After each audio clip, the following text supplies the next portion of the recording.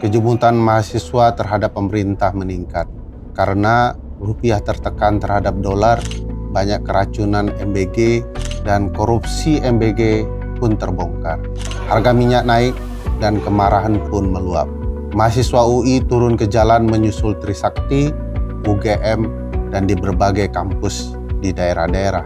Bahkan ada aksi mahasiswa yang merusak dengan menerima bayaran, seolah-olah mereka mau menghancurkan citra gerakan. Kesalnya mahasiswa itu berlanjut dengan pengusiran para penjabat di berbagai kampus, yaitu UGM dan Universitas Mullah Warman di Samarinda. Aksi mahasiswa itu heboh dan menimbulkan perdebatan. Salah satu pejabat negara yang diusir di UGM adalah Budiman Sujatmiko, mantan aktivis yang saat ini merupakan Kepala Badan Percepatan Pengentasan Kemiskinan atau BP Taskit. Kita akan berdiskusi dengan Budiman.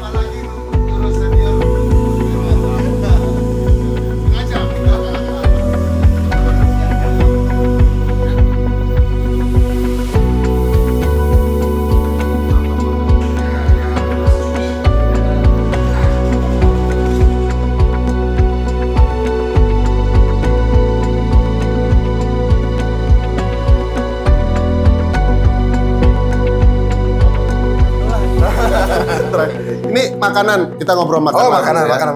Ya. Kenapa suka cumi?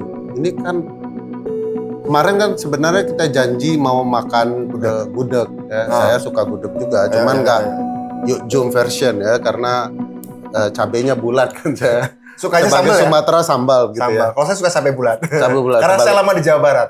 Oh, Saya lama di Jawa Barat, jadi paham juga saya cabai bulat, merasakan cabai yang bulat itu. Nah. Oke. Tapi nggak apa-apa. Kenapa ini jadi Ini pilihan? cumi, saya juga suka makanan laut.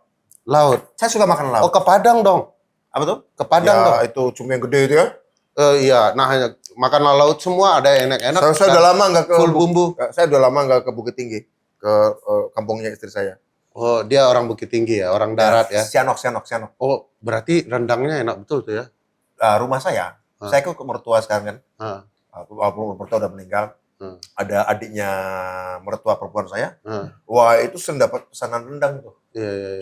Pesanan rendang sering, jadi saya sering makan rendang. Karena rendang darat kan lebih hitam. Betul. Tapi kadang-kadang masak kalio juga. Kalio juga. Karena ingin rasa beda ya. Sama satu lagi yang khas Bukit Tinggi. Itiak cabai hijau. Itiak lado mudo. Lado mudo ya. Bebek dengan cabai hijau. Itu khas Bukit Tinggi. Kalau di Bukit Tinggi ya, dan tidak ada orang Sumatera Barat yang bisa seenak itu kan untuk hanya orang Bukit Tinggi. Orang Bukit Tinggi. Itu sering makan itu. Saya paling suka itu. Di Ngarai kalau saya. Di Ngarai. Kebetulan nagarinya istri saya Ngarai Sianok. Oh, Sianok itu. Dekatnya Kota Gadang. Gadang. Oke. Jadi anaknya orang Minang. Perempuan, apalagi perempuan. Ya Minang juga ya pastinya. Iya.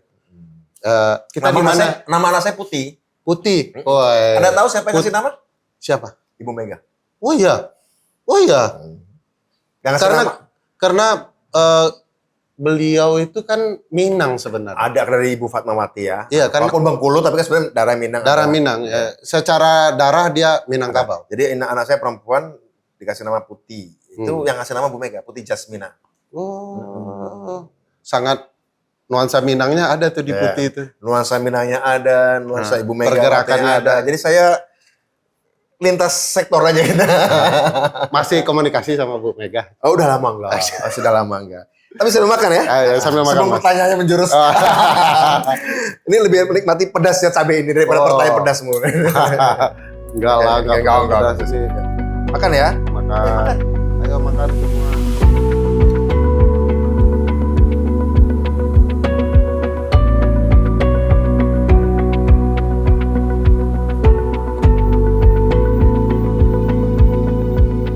Ada nggak merasa apakah pilihan saya hari ini sebuah kesalahan yang harus segera saya perbaiki? Pilihan mana?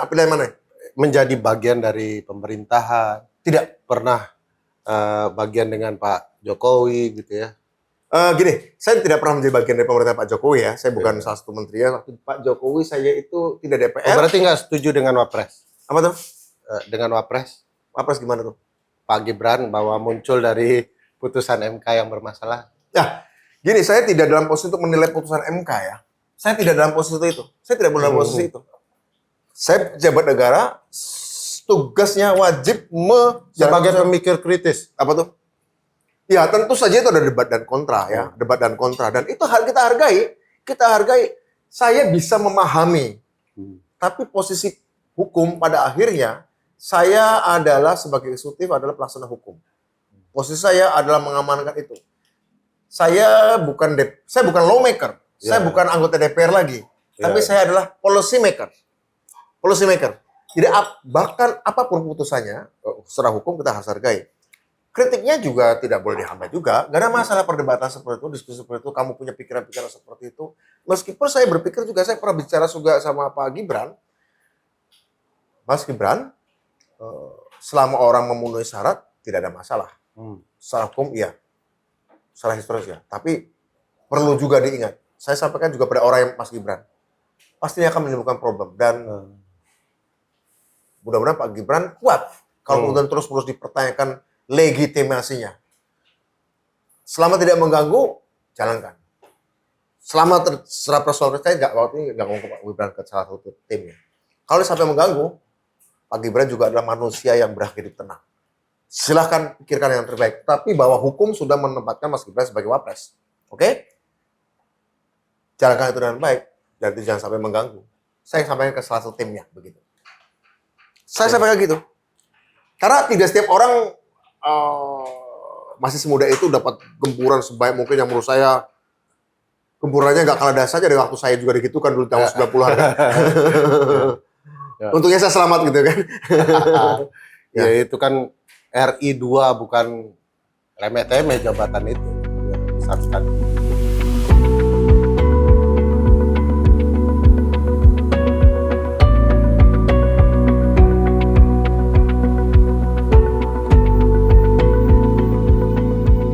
Kemarin ada berbagai peristiwa dan Mas Budi dibicarakan. Ya.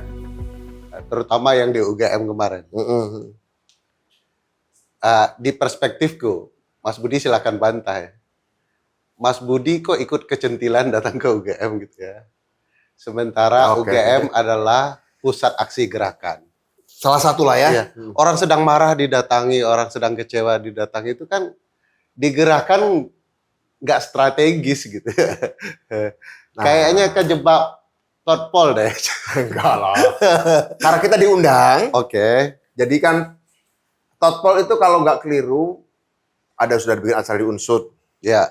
Udah pernah bikin acara di UNS ada Pak Daryono dan Pak Nusron. Saya sendiri sudah diundang ke berbagai kampus di berbagai daerah juga sudah. Bukan cuma kampus tapi juga ke kelompok petani segala macam. Jadi bagi saya acara di UGM adalah salah satu dari berbagai macam acara undangan yang harus saya datengin sebagai penghormatan, apalagi saya pernah kuliah di sana. Tapi itu. Terus kedua, kok kecentilan datang, kenapa nggak ngitung? Yes. Menarik ya. Ini menarik nih. Saya ini dari zaman Gus Dur terutama setelah saya keluar penjara oleh Gus Dur. Waktu itu saya dukung pemerintah Gus Dur, PRD dukung pemerintah Gus Dur. Yang menarik adalah kita juga dapat undangan loh dari oposan-oposan Gus Dur, dari HTI, dari kelompok-kelompok gerakan Islamis yang lain. Itu ada 3 kali deh. Dan menariknya nih, mereka itu dari pendukung Gus Dur, terutama dari PRD, kami salah satunya adalah satu dari sedikit yang suka diundang untuk berdialog, merayakan perbedaan. Kamu bayangkan dong, teman-teman HTI, teman-teman FPI, ada teman-teman dari KISDI, dulu ada namanya KISDI. Kita diskusi. Ada di, saya lupa ada berapa tempat, ada di Blok M salah satunya, agak terbatas, ada dan 2 diskusi di agak besar pada waktu itu. Saya datang.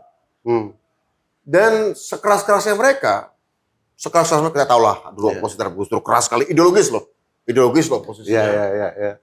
Dan mereka melihat saya PRD, wah gawat nih sosialis kiri nih. Tapi apa yang terjadi? Sekeras-kerasnya di lapangan, kami bersepakat pada satu hal. Ruang perbedaan ini harus dirawat. Oke. Berdebat keras. tidak ada penggerebekan, tidak ada pengusiran. Mereka bukan orang liberal. Mereka bukan orang liberal, mereka orang konservatif secara ideologis. Tapi mereka menjaga nilai paling minimum dari tradisi liberal. Saya suka kata-katanya Voltaire. Saya juga bukan orang liberalis. Kata-kata filsuf Prancis Voltaire ngomong kayak gini. Saya nggak setuju apa yang kamu katakan. Tapi saya akan akan perjuangkan bela. dan akan bela hakmu untuk mengatakan itu. Orang konservatif bisa menjaga nilai-nilai minimum. Dan saya bukan orang liberalis, saya juga sepakat dengan itu. Prinsip liberal yang saya junjung tinggi. Jadi saya nggak menyangka bahwa di UGM, UGM nih akan terjadi seperti itu. Saya nggak menyangka, tapi oke. Berhakkah kami sebagai anak-anak muda yang membaca Budiman Sujatmiko kecewa ketika El Comandante pulang perang dan perangnya jadi berbeda? Apa yang berbeda? Kalau menurut saya nggak berbeda ya. Kita membawa value yang sama dalam pengertian. Kita tidak sedang berdebat perspektif Mas Budi soal apa itu dengan perspektif teman-teman UGM soal apa itu. Oke. Tapi saya ingin tanya, berhakkah kami sebagai anak-anak muda? Berhak. Oh, itu hak demokratis. Saya tidak dalam posisi melarang orang kecewa. Saya tidak punya hak sejarah, saya tidak punya otoritas moral, saya tidak punya rekaman jejak apapun yang berhak melarang orang kecewa. Tidak. Keren. Menarik. Tidak dong. Menarik pertanyaan selanjutnya, Mas. Kenapa sih harus sama Pak Nusron? Lah, saya kan diundang, Pak Ferry kan. Budiman Sujatmiko kan mikir, dia orang nanti akan menimbulkan keributan dibandingkan Mas Nusron. Loh, kenapa? Oh, dia bilang, kami datang ke sini di kampus yang 2 calon presiden yang kami kalahkan. Itu kan bisa menimbulkan. Kan harusnya Mas Budi Ferry. gak strategis nih. Ferry. Saya misalnya diundang ke sebuah pernikahan. Saya kan bukan orang baperan yang akan ngomong pada pengundang, ngomong, gua mau datang asal itu gak mau datang. Good answer. Tapi sebagai orang yang menerima undangan yang baik, masih ada Nusron di dalam. Saya tunggu dulu keluar. Saya salah. Ada apa dengan Nusron? Dia Menteri ATR BPN. Iya. Tema-tema agraria yang saya geluti sejak lama juga. Apa masalahnya? Mas Budi itu pasti sangat sensitif dengan potensial menimbulkan gejolak. Mas Nusron harus diakui punya diksi yang bisa menimbulkan gejolak. Come on Mas Budi, jujur aja itu. Ini potensial. Dalam hati Mas Budi, ini potensial menimbulkan keributan nih. Buktinya di Purwokerto Pak Nusron aman, di UNS aman. Enggak, tapi gini. Ya karena saya tidak bahkan tidak berpikir ada yang faktor itu. Karena di Purwokerto tidak ada calon presidennya. Di UGM ada 2 katanya. Kalah lagi. Saya justru puji kan. Saya datang ke kampus di mana presiden sebelumnya dari kampus ini, calon presiden 2 dari kampus ini, saya bilang ya, Ketua Umum Muhammadiyah dari kampus ini, Ketua Umum PBNU dari kampus ini. Iya, bukan Mas Budi. Saya ingin mengatakan bahwa kampus ini, saya bilang, kampus ini kayak Harvardnya Indonesia. Iya, bukan Mas Budi. Itu kan tidak menimbulkan. Sorry yang ITB ya.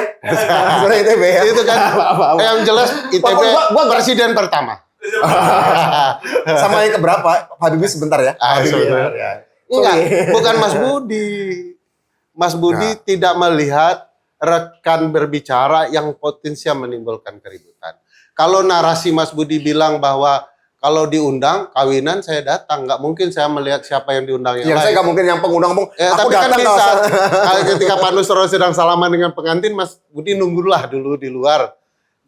Nanti baru masuk. Ada apa dengan Pak Nusron? Mansur Pak kolega saya. Dia Menteri ATR BPN ngurusi petani. Budiman Sujatmiko muji itu sebagai tamu yang baik. Ini kampus top calon pimpinan. Pak Nusron sebaliknya malah bilang ini orang-orang yang kami kalahkan. Itu kan memicu riak-riak. Gimana sih orang datang? Saya tidak percaya mahasiswa UGM senaif dan sebaperan itu. Makanya saya untuk bilang. Untuk sebuah pernyataan seperti itu, menurut saya itu akan menjadi diskusi yang baik. Makanya saya bilang pertemuan. Kalau saya jadi peserta mahasiswa UGM, saat Q&A, asal tanya jawab yang terjadi, saya akan bilang, coba tuh, Pak Nusron UI ya? Oke. UI sudah punya presiden berapa ya? Ya, Iya, kalau that's good. kenapa tidak ditanyakan itu? Kenapa malah menjadikan sarana kebijakan? Saya tidak percaya masa UGM sebaper itu, secauvinis itu, saya nggak percaya. Mahasiswa Saya nggak percaya itu. UGM tidak kebaperan. Bagi saya mahasiswa UGM sedang di keren-kerennya. Persis era Budiman Sujatmiko sedang keren-kerennya ketika itu.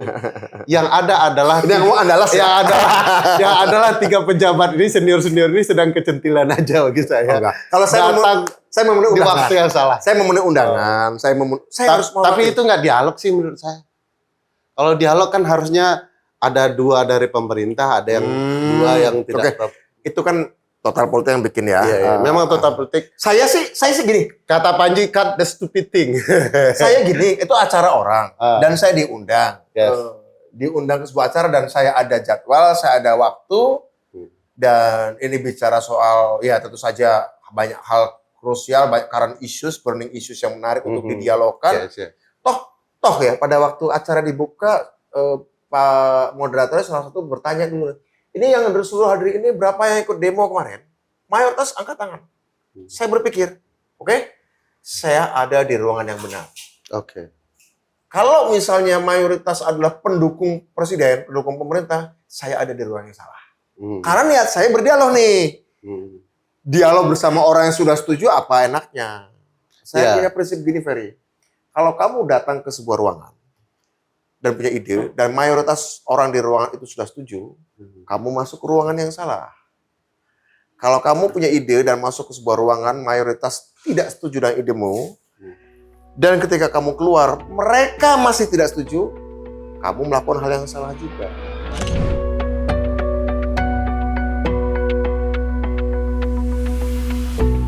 Gerakan mahasiswa tentu selalu mendapat tantangan yang baru. Penolakan Budiman Sujatmiko seharusnya menjadi alarm keras bagi pemerintah bahwasanya tak ada lagi bentuk toleransi atas setiap penyimpangan. Saya juga menemui salah seorang mahasiswa yang menjadi salah satu motor penggerak dalam aksi mahasiswa.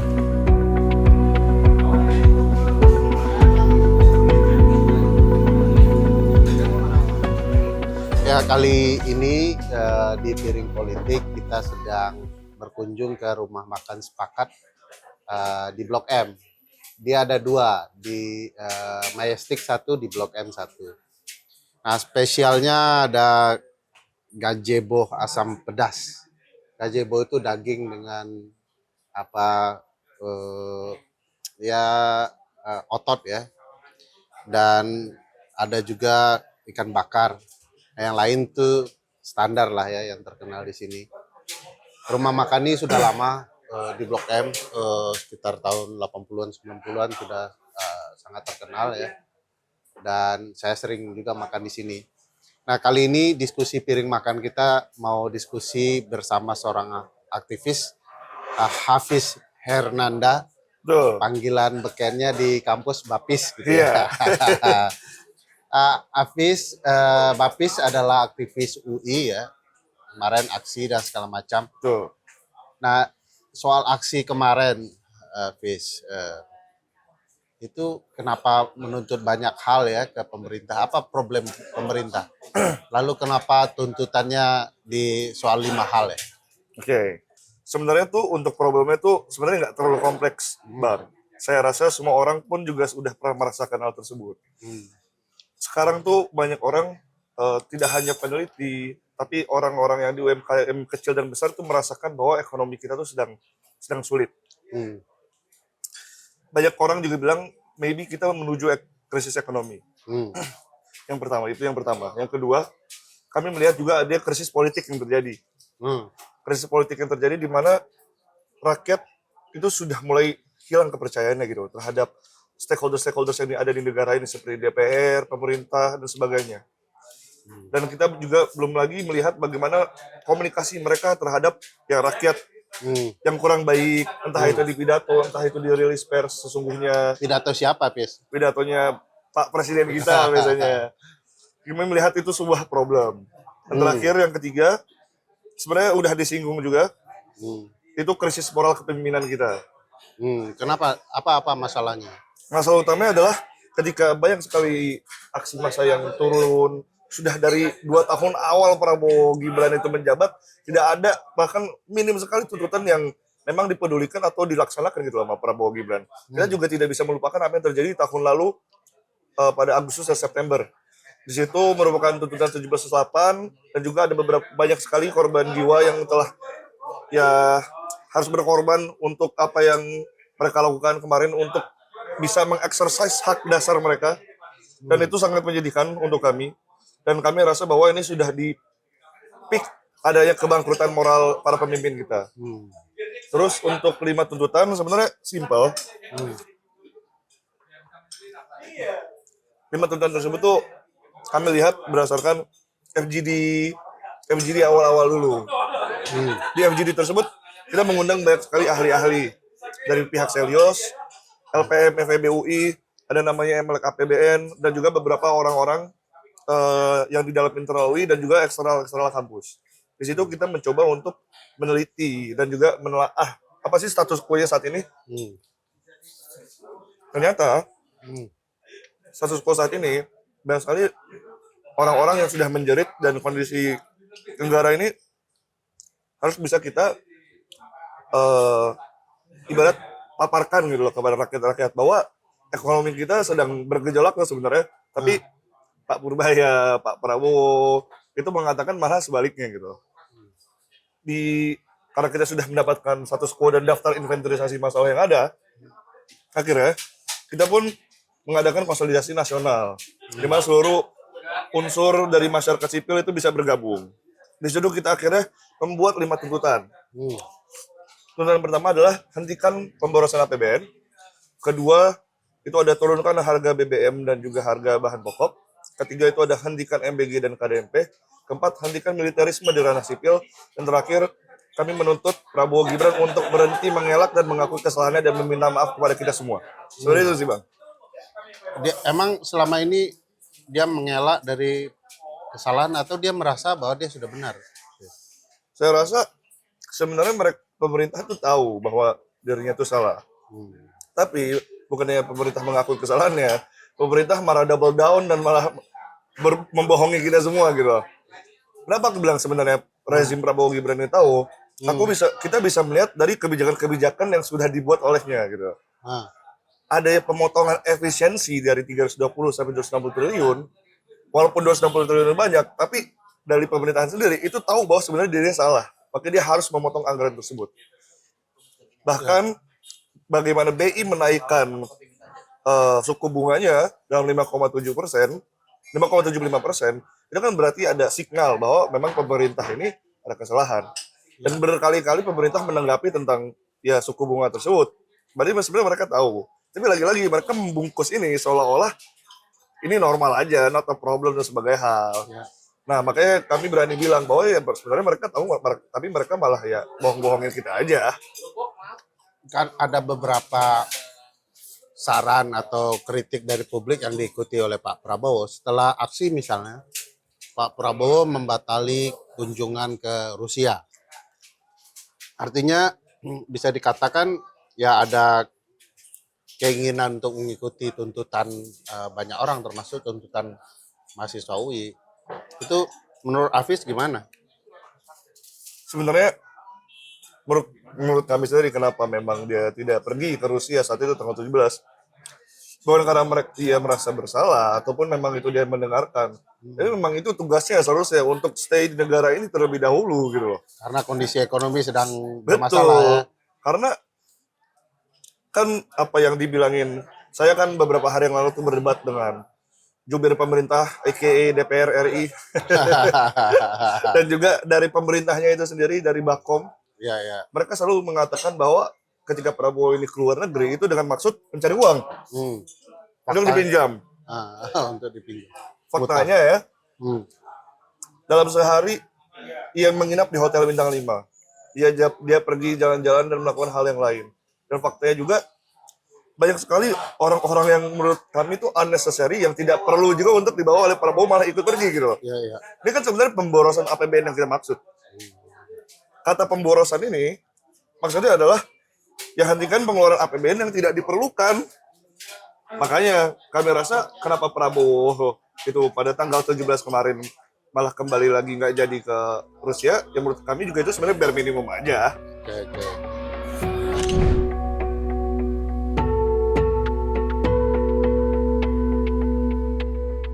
Bagi sebagian orang, ini hanyalah demonstrasi. Namun bagi demokrasi, gerakan mahasiswa selalu menjadi pengingat bahwa kekuasaan harus terus diawasi. Dan kebijakan tak boleh berjalan tanpa kritik. Kejadian pengusiran di kampus dengan julukan kampus rakyat kemarin menjadi sebuah titik balik. Dan saya bertemu dengan salah seorang akademisi di kampus tersebut untuk melihat pandangannya terhadap anak didiknya.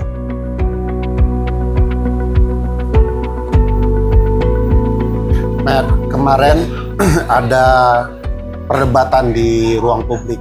Ya. Ketika mahasiswa UGM mengusir orang-orang di kabinet. Satu menteri, satu wakil menteri, satu kepala badan.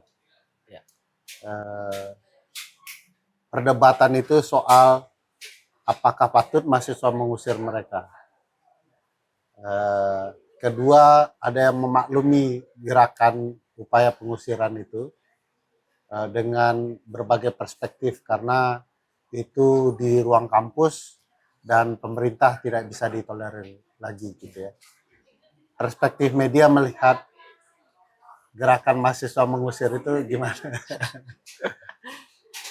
Ya, memang ini menarik ya dan akhirnya didiskusikan oleh banyak orang. Pertama, kalau perspektif soal usir mengusir dari sisi ruang ya, space. Itu ruang dalam konteks lokasinya itu ada di UGM. Ada di rumah mahasiswa. Yeah. Jadi kalau pakai bahasa administrasi ya itu rumahnya mahasiswa.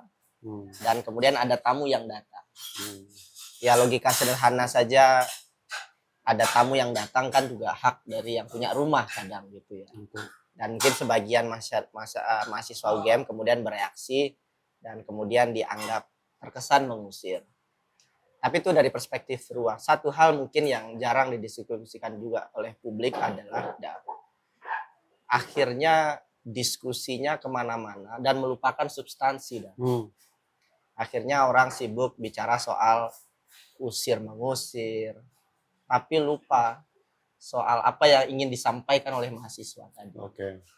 Dan sebagian teman-teman dosen juga khawatir soal ini karena akhirnya diskusinya itu merembet soal boykot UGM, mahasiswa nggak punya etika dan lain-lain, bergeser dari substansi apa yang ingin disampaikan oleh mahasiswa tadi. Karena kalau dilihat mahasiswa hari ini beda dengan mahasiswa yang dulu karena sebagian mahasiswa yang sekarang semester 1, 2, 3, 4 itu dulu mereka SMA di zaman COVID. Yeah. Kemudian mereka masuk kuliah dengan karakter Gen Z ya. Yang sebagian mungkin bagi generasi milenial, apalagi generasinya Pak Budiman, sebagian mereka itu terkesan kasar menggunakan kata-kata tertentu. Tapi mereka santun kok Di ruang-ruang kelas nggak ada mahasiswa yang menggunakan kata-kata seperti itu begitu kepada dosennya, kepada orang yang lebih tua. Jadi kemarin harusnya dititik beratkan pada titik aktor sebetulnya. Itu bukan menghina person sebetulnya. Yang disampaikan mahasiswa kan kritik terhadap aktor politik yang saat itu datang. Karena kalau bicara soal etika kan repot juga kalau digeser ke arah sana. Misalkan kayak mungkin ini tidak 100% pengandaian yang tepat ya, tapi sesederhana ada dokter yang bilang, Bapak selama ini habitnya buruk, Bapak kena kanker. Kemudian pasiennya bilang, wah saya nggak suka dengan cara dokter mengingatkan saya kok sekasar itu. Apakah yang salah dokternya? Kan nggak juga. Bisa jadi dokternya itu ingin mengingatkan ada penyakit loh sekarang Pak gitu. Sudah berkali-kali diingatkan. Sudah berkali-kali diingatkan. Jangan fokus pada penyampaiannya. Fokus pada penyakitnya yang diduga oleh mahasiswa ini benar atau tidak. Jadi lihatnya itu ke dalam. Kayak politisi yang baik itu kan lihatnya ke dalam. Tapi ini kan lihatnya ke mahasiswa. Very nice analogy ya. Tapi Nah, semurka apa mahasiswa kepada pemerintah kita saat ini? Apa salah pemerintah gitu ya? ini menarik dah. Pada saat 2024 kan udah juga ngajar gitu ya. Saya pernah iseng nanya ke mahasiswa setelah pemilu ya. Kalian kemarin milih siapa? Dan banyak mahasiswa itu jujur dah bilang milih 08. 08. Iya betul. Itu dan kadang di ruang-ruang kelas kan diskusinya, apalagi saya ngajar di kampus politik ya dah. Diskusinya politik dan itu harus didiskusikan di kampus. Dan mahasiswa itu jujur. Sebagian besar dah, bahkan bisa dibilang mayoritas itu mengatakan kecewa dengan pemerintahan sekarang. Karena Meskipun mereka memilih kan? Iya, karena mereka memilih gitu. Meskipun ini ya hanya obrolan sederhana antara mahasiswa dan dosen dah. Tapi saya hanya ingin buka ruang diskusi ini dalam konteks yang lebih besar. Bisa jadi itu juga terjadi dalam diskusi-diskusi di masyarakat dengan anak-anak muda sekarang. Iya. Yang sebagian memilih ya masyarakat 58%. Dan kemudian mereka menyampaikan aspirasinya. Ya sama seperti jubir-jubir presiden menyampaikan aspirasinya kan sama posisinya. Kalau diletakkan di titik itu, saya kira sama-sama bermartabat. Begitu. Ada banyak isu ya, Iya. yang kemudian membuat mahasiswa katakanlah tersakiti. Misalnya pidato presiden yang menganggap remeh berbagai hal ya. Media juga dituding sebagai anti-anti asing, gerakan mereka juga begitu. Padahal kan itu melarikan substansi diskusi dari kekacauan kebijakan. Nah, media melihat terutama dalam kebijakan ekonomi, kenapa kemudian publik merasa ada sesuatu yang katakanlah masalah besar ya, sehingga kemudian timbul kemarahan, mengkritik, demo dan lain-lain. Apa kebijakan pemerintahan ini? Kan katanya ke luar negeri juga cari uang kan. Dan saya sampaikan kemarin, saya bangga dengan mahasiswa. Ya. Kenapa dah? Karena we are fighting the giant. Seorang Prabowo itu besar sekali. Ini literally atau Literally, karena Prabowo itu besar sekali. okay. Hartanya ada. Harta, oke. 2 triliun rupiah. Itu manusia seharga 2 triliun rupiah. Belum lagi menteri-menteri ya. Saya nggak tahu Pak Budiman berapa bounty-nya ya, gitu ya. Ini orang-orang besar dah. Kemudian tarung kalau di One Piece itu dah dengan mahasiswa anak muda yang bounty-nya itu mungkin sebagian besar ya, ini buat ngasih semangat aja. Minus dah. Minus karena mungkin orang tuanya ngutang untuk bayar kuliah. UKT Jadi makin mahal. UKT makin mahal. Bahkan kalau bicara soal pengetahuan dah, itu kita juga harus jujur bilang mahasiswa mungkin nggak sekuat level pengetahuannya Budiman Sujatmiko. Tapi sekarang mahasiswa sekarang berani mengagitasi persoalan, melawan orang yang secara power lebih besar daripada dia. Dan mereka melakukannya dengan confidence. Bagi saya, confidence, apalagi nggak dibayar loh dah. UGM kemarin nggak ada yang terbukti dibayar dah.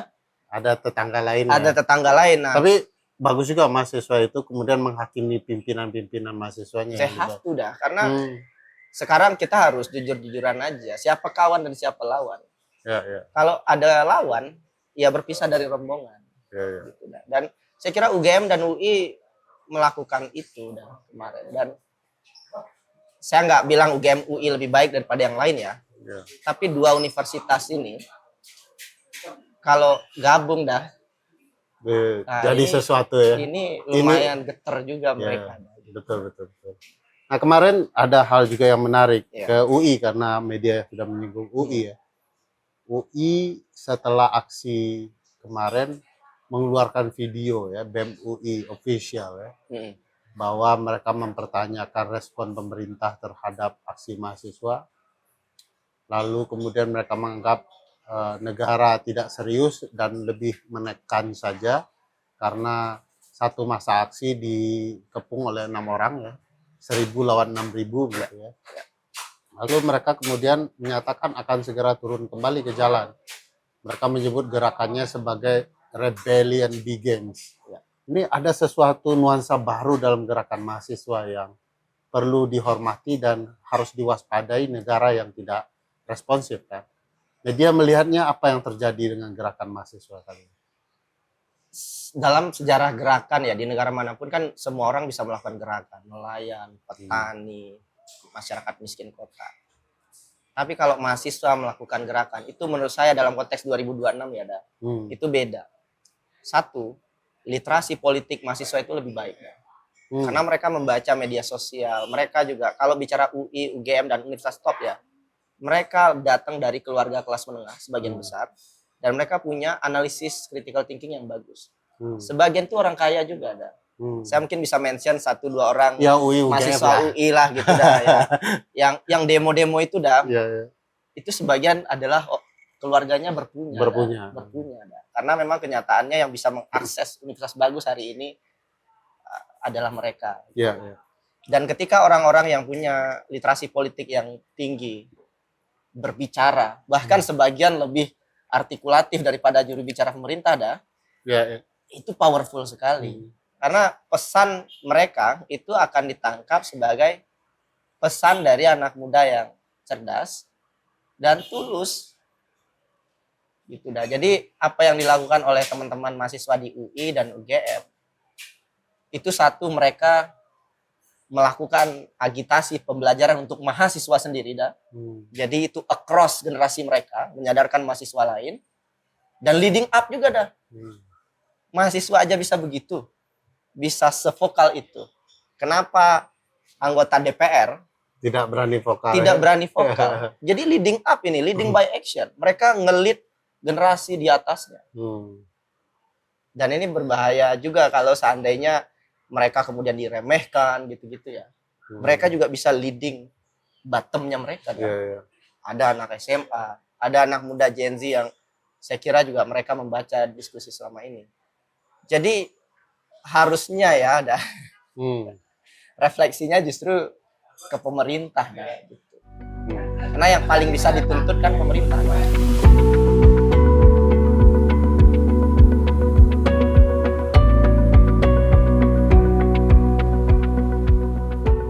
Kalau mau memberikan pesan ke Pak Prabowo, singkat saja, 1 menit masing-masing.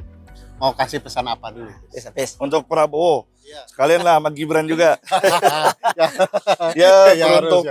Untuk Bapak Prabowo dan Bapak Gibran yang terhormat, saya sepakat sama dikatakan Bang Medi dan Bang Ferry gitu loh. Kalau semisalnya memang mau kasihan, itu kasihanlah kepada warga-warga Aceh yang saat ini masih terkena dampak dari bencana. Kasihanlah kepada anak kecil yang di NTT yang bunuh diri karena ia tidak bisa membeli buku tulis untuk belajar.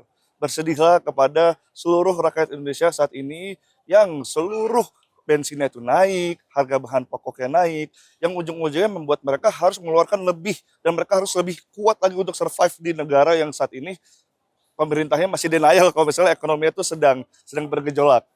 Dan sesuai dengan salah satu tuntutan dari BEM UI dan juga BEM Univ lain, tolong dong Pak Prabowo Gibran berhenti mengelak kesalahannya dan ayo coba mengakui kesalahannya dan minta maaflah kepada kita seluruh rakyat Indonesia karena kita pantas mendapatkan sebuah permaafan. Wah, keren. Nah, 1 Saya menit terharu ini. untuk Prabowo Gibran. Kata Hafiz harus ada Gibrannya. Harus ada Gibran. Itu sepakat ya? Satu paket, Sepakat. tapi sering agak beda jalan. Udah beda grup WA kali ya.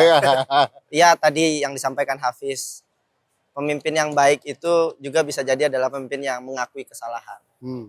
Jangan sampai nanti di 2045 mungkin kita, anak-anak kita akan mengingat dulu pernah ada program yang buruk sekali yang kemudian menyebabkan APBN kita cekak, hutang negara naik, hingga kemudian kemiskinan di mana-mana. Sehingga yang merasakan adalah generasi selanjutnya.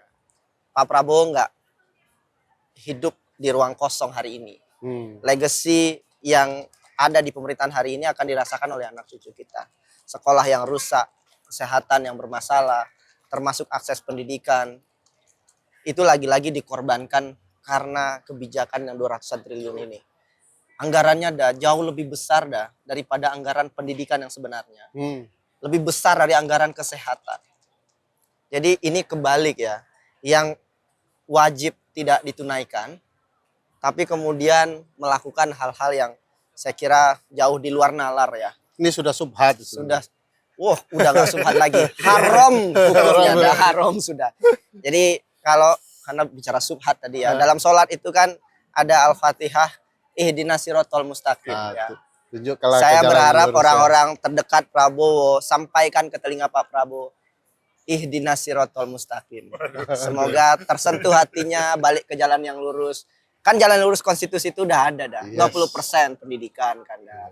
Kemudian pakailah bahasa-bahasa masyarakat. Kalau mau ngumpulin ilmuwan nggak apa-apa, kumpulin aja. Tapi kumpulin untuk mendengar, bukan untuk menceramahi. Pak Presiden, sebagian besar ilmuwan kita itu top-top. Bapak lah yang harusnya diceramahi sekarang. Iya, kemarin kebalik ya. Ngundang 1000-an guru Nah besar. itu profesor Tapi- top dah yang diundang. Tapi yang diceramain mereka presiden gitu dah. Nggak ada Jadi, dialog lagi. Itu berapa 2000-an orang ya dah ya? Sekitar 2000. Miliaran rupiah dah itu Miliaran. ongkos. Nggak jelas tuh guru besar juga ngapain datang. Kita kayaknya juga perlu ngobrol sama guru besar apa hasilnya ya. Iya. Iya, iya, iya. Hobi diceramain presiden. Iya. Makasih, Ya, Matt. makasih dah. Makasih. Makasih kopinya ya dah ya. Ya, siap. Makasih banyak, Bang, Ini ya. kalau mau jujur kan tadi anggaran pendidikan dibawa ke MBG. Ini perlu juga, ini bukan anggaran Ferry Amsari. Alright. Terima kasih ya. Sudah dihapus kan sudah jadi pejabat negara. Tambah disebut satu sama kamu. Aku nambah. Ya. Minumnya. Saya nggak rasa. Siapa? Dekatnya Kota Gadang.